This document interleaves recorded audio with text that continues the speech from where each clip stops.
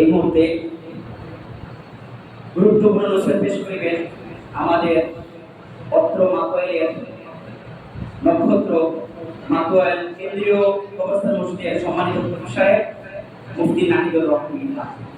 মুফতি নাহিদুর রহমান মিয়া সাহেবকে ওনার মূল্যবান নসিহত পেশ করার জন্য সবিনয় জানাচ্ছি।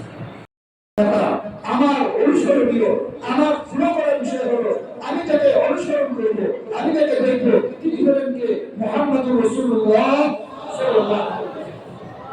আল্লাহ রাসূলের কথা মতো আসো, যে আসবে তার জুতা পরিষ্কার করব, তার জুতার মধ্যে চুমা দিব। আমাদের চেয়ারম্যান মরহুম বিশ্বাস বলেছিলেন, ও খালেদা ও হাসিনা তোমরা আগামীকাল থেকে ঘোষণা করো বাংলাদেশের সংবিধান ইসলামী সংবিধান অনুযায়ী চলবে, তোমাদের জুতার মধ্যে আমি চেয়ারম্যানের পিঠে চুমা দিব।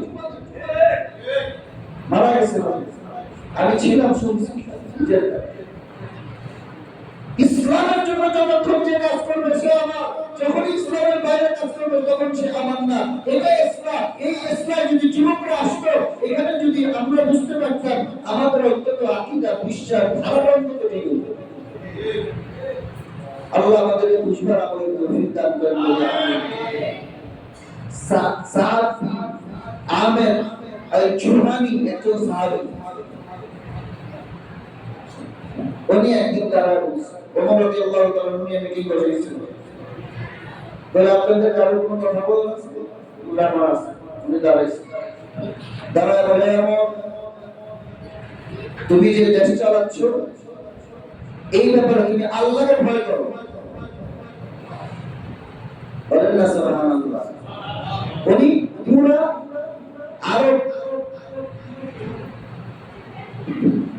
আরবের মধ্যে পৃথিবীর অর্ধেক রাষ্ট্র শাসন করতেছে।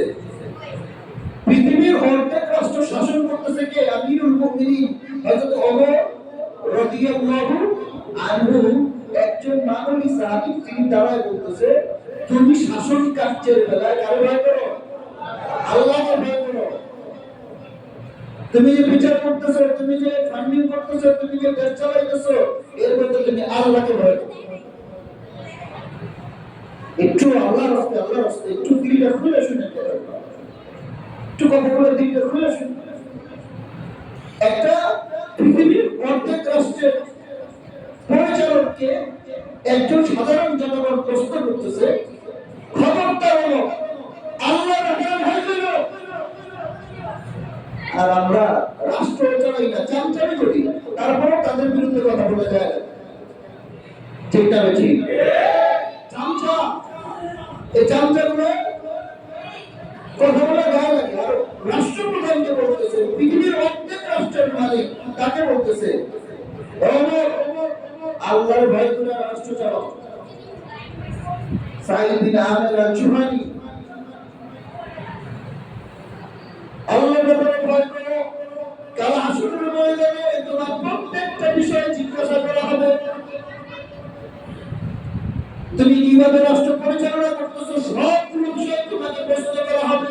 ওই হাসরের ময়দানে যদি তুমি পার পাও তাহলে তুমি আমার আমিরুল মুমিনিন, তুমি আমার নবীজি মিম্বরে দাঁড়ায় বলেছেন, ওমর ফিল জান্নাত, জান্নাতি সাহাবীকে গেল প্রশ্ন করতেছে, জান্নাতি সাহাবী কাল হাসরের ময়দানে যদি তুমি পার পাও তাহলে তুমি নাজাত পাবে, আর যদি কাল হাসরের ময়দানে পার না পাও তাহলে আজকের আমিরুল মুমিনিন হওয়ার পর তোমার কোনো ফায়দা হবে না, তোমার কোনো লাভ হবে না। হযরত ওমর উপদেশগুলো শোনার পর হযরত ওমরের চোখ থেকে পানি বের করতে লাগলো, পানিগুলো ভিজে গেল। তিনি কাঁদতে কাঁদতে অতঃপর বললেন, হে সাঈদ বিন আমের আল জুহানি, তুমি হিমস নগরীর গভর্নর, আজকে থেকে তোমাকে দায়িত্ব দেওয়া হলো, তুমি চালাইবা দেশ। তুমি আমার বুঝাইছো না, তুমি চালাও। বলেন না সুবহানাল্লাহ। আমার সময় নেই, না তোমার চালাইতেই হবে। তুমি আমার বুঝাইতে আসছো, করতে আসছো, অনেক চিন্তা করতেছে এই জায়গার জন্য লোক পাচ্ছে না, যে সব লোক দরকার। তাদের জন্য সাধারণ জনগণ কতটুকু বিষয় ধরে পড়ে ওদের চোখে চোখ রেখা কথা বলতে পারে, আল্লাহর হুকুমের বাইরে যাবা না। তখন বলছে তুমি তাহলে হিংসা করবে। এমন জোহার হিমস নগরের মধ্যে ওইখানে শাসন করতে শাসন 1 বছর 3 বছর 5 বছর হিমসের লিস্ট আসছে রাদিয়াল্লাহু আনহুর কাছে। ওই হিমস এলাকার মধ্যে ওই নগরের মধ্যে কারা কারা দরিদ্র গরিব কারা কারা গরিব এটা লিস্ট আসছে। তো লিস্টের মধ্যে গরিব নামের মধ্যে দেখে ওই আমের আর জোহারের নাম আছে। বলেন না সুবহানাল্লাহ। আগে তো ইন্টারভিউ করার জন্য সুযোগ পাইতো, রাষ্ট্র পরিচালনা করার কাজে ব্যস্ত, ইনকাম করতে পারতেছে না। 2 বছর পর 400 কোটি টাকার মালিক, 200 কোটি টাকার মালিক। আর ওনার লিস্টে আসতেছে কি গরিবদের লিস্টের মতো কান্না আসতেছে। পুরো রাষ্ট্রে যিনি গভর্নর শাসক তার নাম চলে আসছে গরিবের লিস্টের মধ্যে। ওর দেখা বসে থেকে দাঁড়ায় এটা কি কোন সাহিত্যিক হবে? বলে হ্যাঁ। সাথে সাথে তার জন্য 1000 দিনার রাষ্ট্রপ্রধান সে যদি ওইভাবে না চলে মানুষ তাকে মানবে না। 1000 দিনার সাথে সাথে তার জন্য বরাদ্দ করে দেওয়া হয়েছে। 1000 দিনার চিঠি ওমর রাদিয়াল্লাহু আনহু বাইতুল মাল থেকে আপনার খেদমতে এটা হাদিয়া স্বরূপ দেওয়া হয়েছে। আমি আশা করব আপনি এটা গ্রহণ করবেন। আল্লাহর রাসূল এমন ভাবে চিঠি ছিল তিনি আর এটাকে ফেরত দিতে পারতেছেন না। এই চিঠি পাই আর এই স্বর্ণ মুদ্রা এগুলো দেখা 1000 দিনার একটা দিনার স্বর্ণের একটা কয়েন 1000 দিনার অনেক টাকা, বাড়ি হবে গাড়ি হবে সব হবে। এখন সাইয়েদের আগে পর্দার আড়াল থেকে ওই লোকগুলো সামনে বসা, পর্দার আড়াল থেকে বিবিকে বলতেছে ও বিবি আমি খুব ফেতনার মতো হয়ে গেছি, আমার ঘরের মধ্যে ফেতনা চলে আসছে, পরীক্ষা চলে আসছে, ফেতনা চলে আসছে আমার ঘরের মধ্যে। ও বিবি এই ফেতনাকে আমি ঘরে রাখবো না ঘর থেকে করে দিব? বিবি তো দেখে টাকা পয়সা পর্দার আড়াল থেকে বিবি বলছে সাহেবকে আপনি তাড়াতাড়ি ফেতনা কি করেন, তাড়াতাড়ি বের করেন, যত দ্রুত সম্ভব এই ফিতনাকে আপনি এখান থেকে শেষ করেন। যখন বলেছে এই ফিতনাকে বের করে দেন, সাথে সাথে তিনি তার খাদেমদেরকে ডেকে বলে দিলেন যাও অমুক অমুক অমুক তারা ভালো আছে, অমুকের স্বামী মারা গেছে, অমুক জায়গার মধ্যে এতিম আছে, এলাকার মধ্যে যা আছে এদেরকে বন্টন করে 1000 মুদ্রা থেকে একটা মুদ্রা নিজের জন্য রাখলেন না, সব কয়টা মুদ্রাকে তিনি আল্লাহর জন্য দান করে দিলেন। এইভাবে দিনের খেদমত করার পর এর অনেক দিন পর আমার ওমর রাদিয়াল্লাহু আনহুর কাছে চিঠি আসলো। হিমসের লোকগুলো আসলে কাছে গেল, আমরা ভাবতে গেলে বলি কাছে গেল ঝামেলা, এদের মধ্যে খালি শুধু মানে পিনাপিনি দোষকুটি ধরা এই ধরনের মেজাজ হিমসবাসী এদের চরিত্রই ছিল। খালি খুঁটি নাকি বিষয় নিয়ে মনে করেন হুজুরের হাতে গেল, হুজুরের টুপি এরকম করে হুজুর এমনি চাইছে গেল, আছে না নাই? হিমসের লোক এখানেও আছে না? আল্লাহ সবাই সবাই আল্লাহ হাজার দান করেন। কত যে দোষ ধরতে পারে মানুষ। গত এই জুম্মার আগের জুম্মা, এই জুম্মার আগের জুম্মা লিফটে আটকে পড়ে গেছে। লিফট আছে না বসার লিফট আটকে পড়ে গেছে, লিফট আসলে বন্ধ হয়ে গেছে, কাজ চলে গেছে বন্ধ হয়ে গেছে, আটকা পড়ছে, আটকা পড়ে 5-7 মিনিট লেট হয়েছে। লেট হওয়ার কারণে মসজিদে যাইতে লেট হয়েছে, দেখি মাশাআল্লাহ সেই রকম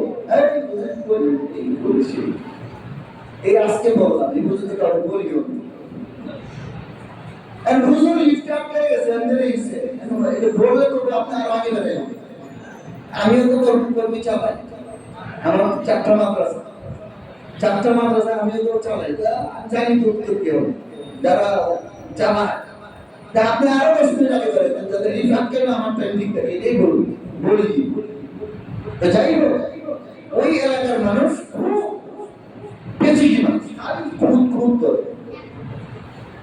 ওমর রাদিয়াল্লাহু আনহু চিঠি দিয়েছে, ওনার সমস্যা আছে। কি সমস্যা? ওমর রাদিয়াল্লাহু আনহু ওই হিংসা আসছে, সিরিয়াস। এই লোকটাকে বিশ্বাস করে দিলাম, এই লোক এত তাকওয়াওয়ালা আল্লাহওয়ালা, এরও সমস্যা আছে, এরও রাসূলের সাহাবী, কি সমস্যা? ওমর রাদিয়াল্লাহু আনহু নিজে আসছে তো এই যারা যারা আছে সবাই নিয়ে বসছে দায়িত্বে, বসার পর বলে চারটা সমস্যা। এক নম্বর সমস্যা হইল এই লোকটা সকালবেলা মানে লেট করে বেরোয়। সকালবেলা কি করে? অনেক লেট করে ঘর থেকে বেরোয়। মনে রাখবেন, মনে রাখবেন, মনে রাখবেন, ইসলামী মজলিস, ইসলামী আলোচনা বেশি হোক, মনে রাখবেন। কে কার কি অবস্থা ভিতরে চলতেছে আপনিও জানেন না, আমরাও জানি না। যেটা যার দায়িত্বটা সেই চিন্তা মাথা থেকে ছেড়ে ফেলতে হবে।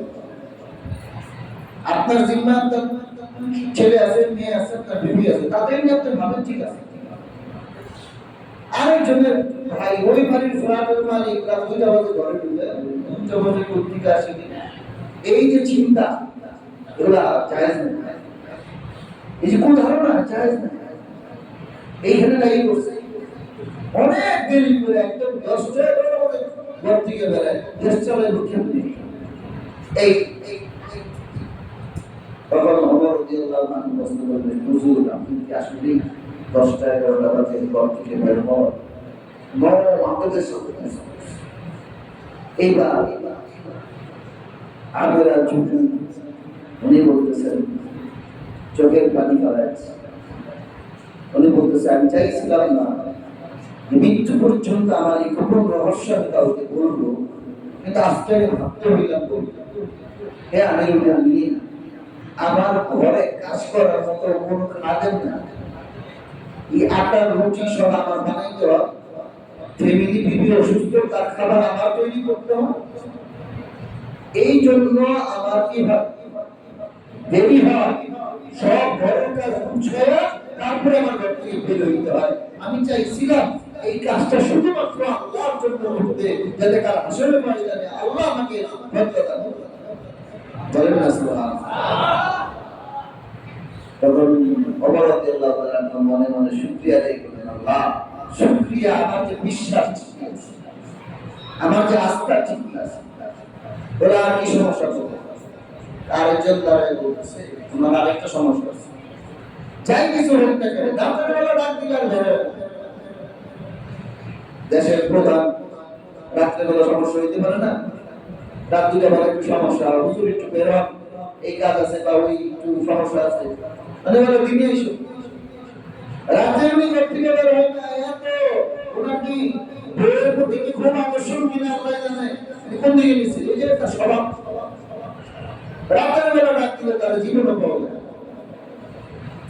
ওমর রাদিয়াল্লাহু আনহু হুজুর একটু মেহেরবানি করে বলবেন রাতের বেলা আপনি বের হন না, কারণ তখন বলে আবার আল্লাহর কসম আমি চাইছিলাম এটাও আমি প্রকাশ করতে না, মৃত্যু পর্যন্ত আখিরাতে যাই আমি জানি না আল্লাহর কাছে যখন বলতে পারি আমার যে জামাটা দেখতেছেন, কসম আল্লাহর, এই জামাটা ছাড়া আর কোনো আমার জামা না।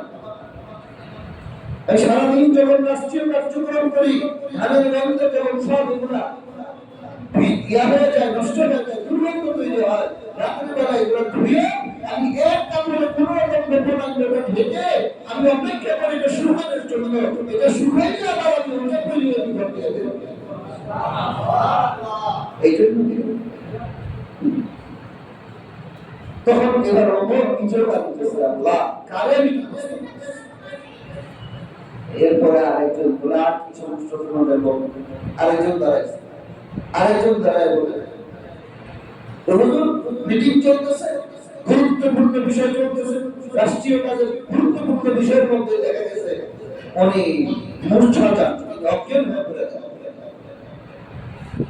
একটা মেইন ব্যক্তি সব কিছুর মধ্যে যদি এরকম অজ্ঞান হয়ে পড়ে যায়, এটা কেমন না? এইটা তার দোষ। কেউ যদি অজ্ঞান হয়, নিজের ইচ্ছায় হয়, নিজের ইচ্ছায় কি কেউ বেহুশ হয়? বেহুশ হইতেই পারে, কিন্তু না, তারা এটা সাথে বেহুশ হয়ে গেছে, এইটার কৈফিয়ত কি? এবার উনি বলে, আমি আল্লাহর জন্য চাইছিলাম, এটাও কারো কাছে বলতেন না। আমি যখন কাফের ছিলাম, তার আইন প্রান্তরের মধ্যে আমি উপস্থিত ছিলাম, যেখানে 1000, 10,000, 20,000 মানুষ একসাথে হয়েছিল। হযরত খুবাইব রাদিয়াল্লাহু আনহুকে হাতের মধ্যে বেরি পরায়া, পায়ের মধ্যে বেরি পরায়া ওনাকে তানাইম প্রান্তরে নিয়ে আসছে। তানাইম প্রান্তরে আনার পর ওনাকে হত্যা করা হবে, মুসলমান হইল কেন? তাই প্রশ্ন করছে, ও খুবাইব, তোমার জীবনের শেষ ইচ্ছা কি বলো? বলে, আমি 2 রাকাত নামাজ পড়ব। এটা কে বলতেছে? আমির বিন জুহানি। উনি বলতেছে, খুবাইব রাদিয়াল্লাহু আনহু আমি দেখছি, তখন আমিও কাফির ছিলাম, ওদের সাথে আমিও ছিলাম, ওনাকে শহীদ করা হবে। খুবাইব তাকে বলা হয়েছে, তোমার জীবনের শেষ ইচ্ছা কি?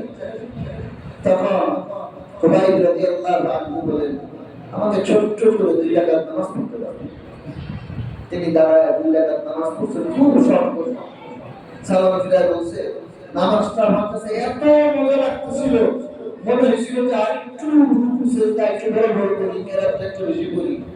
কিন্তু কাফেররা ভাববে যে মোল্লা ডরাইছে, হুজুর ডরাইছে, ভয় পাইছে, তাই নামাজের বড় করতেছে। এই জন্য আমি সংক্ষিপ্ত করে নামাজ শেষ করছি। এর মধ্যে কাফের এসে বলছে, তুমি যদি মুহাম্মদকে হত্যার ব্যাপারে আমাকে সহযোগিতা করো, তাহলে এই মৃত্যুর অবস্থা থেকে তোমাকে ছেড়ে দিব, তুমি তোমার ফ্যামিলি পরিবারের কাছে যেতে পারবে। নবী মুহাম্মদ সাল্লাল্লাহু আলাইহি সাল্লামকে হত্যা করা হবে। খুবাইব, তুমি যদি চাও তোমার ফ্যামিলির কাছে চলে যেতে, তোমার ছেলে মেয়ে বিবির কাছে যাবা, বিনিময়ে তোমাকে ছেড়ে দেওয়া হবে। আমি মুহাম্মদকে কিভাবে হত্যা করা যায় সেই প্ল্যান, সেই কাজের মধ্যে তুমি শুধু প্ল্যান দিবে আমাদের। যদি এইটুকু হেল্প করতে পারো, তাহলে তুমি জীবন তোমাকে ফেরত দেওয়া হবে, তোমাকে হত্যা করা হবে না, তোমাকে ছেড়ে দেওয়া হবে।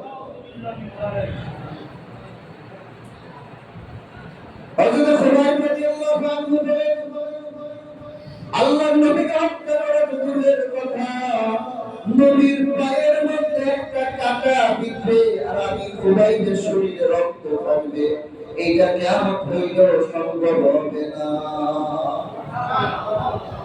আমার শরীরে রক্ত ঝরবে, আমার শরীরে রক্ত চলা অবস্থায় রাসূলের পায়ের মধ্যে একটা কাঁটা বিঁধবে, সেটা আমি খুবাইব সহ্য করতে পারবো না। কাফের তারা কিভাবে বড় সাহান নবীকে হত্যা করবে?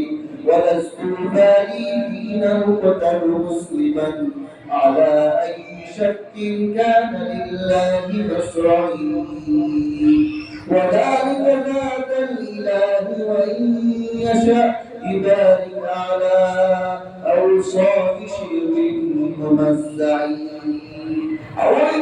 الله قسم بالمسلم ولست بالغين أقتل مسلما আমার কোনো সমস্যা নাই যদি আমি মুসলমান হয়ে মারা যাই, আমার কোনো সমস্যা নাই, কোনো প্রবলেম নাই যদি আমি মুসলমান হয়ে মারা যাই।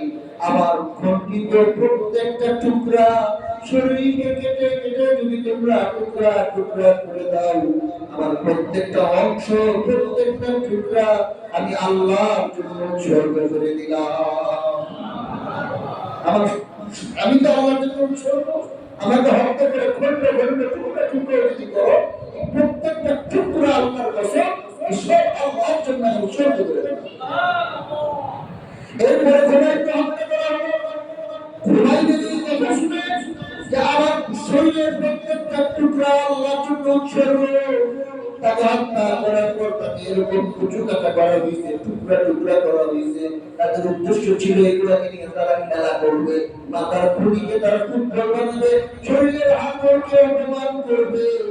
এক চাপ বাকি এসে শরীরের একটা টুকরাও রেখে যায় নাই, সব টুকরাগুলো আল্লাহর পক্ষ থেকে বাকিটা এসে উঠায় নিয়ে আসে রাখছে। একটা টুকরো সাইদ বিন আমের জুবাইর বলেন, খুবাইবকে যখন হত্যা করা হচ্ছে, ওই দৃশ্যটা যখন আমার মনে হয়, তখন মিটিং চলতেছে না কি চলতেছে আমি ভুলে যাই। নবীর এত আশিক একজন প্রেমিক কিভাবে হত্যা করা হলো, এটা দেখার সাথে সাথে আমার মনে হওয়ার সাথে সাথে আমি বেহুশ হয়ে যাই। ওটা যখন মনে হয় তখন আমি বেহুশ হয়ে যাই। হযরত আমিরুল মুমিনিন ওমর রাদিয়াল্লাহু আনহু বলেন, হে আমির, আমি তোমার কথা বুঝতে পেরেছি, আর আমি দুঃখিত তোমাকে এই প্রশ্নগুলো করার জন্য। আমি আর কখনো তোমাকে প্রশ্ন করব না। এই বলে মজলিস ওখানে শেষ করে দিলেন। এই হলো রাসূলের একজন সাহাবী। আল্লাহ আমাদেরকে কবুল করেন বলে আমি। কুরবানি